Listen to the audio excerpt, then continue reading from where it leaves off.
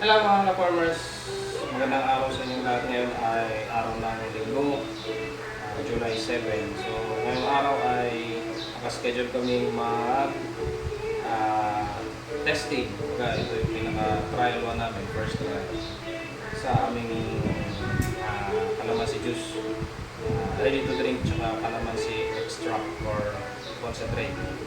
So ang first step ay kapag meron tayo dito kalamansi.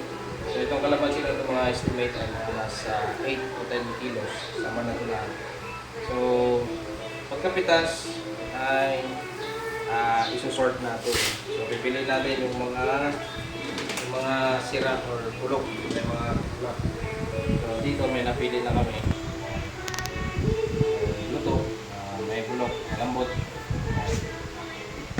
Ayan, mga tuklap.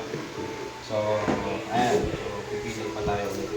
And after mapili ang lahat, so, pupuntasan naman ng potable water. So, sa potable water na yun ay meron siyang kasamang Sontrox. Kumbaga yung ratio niya sa 2 galon ng potable water, hahaluan ng 1 kutsarang Sontrox or Clorox para malinis.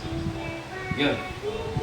Mamaya, doon naman tayo sa pag-extract. So, i-video ulit namin. So, kasama ko ang aking misis, soon to be misis. Ayan, hindi pa kami kasal. At yung kapatid namin na si Aling Bising-Bising Manood.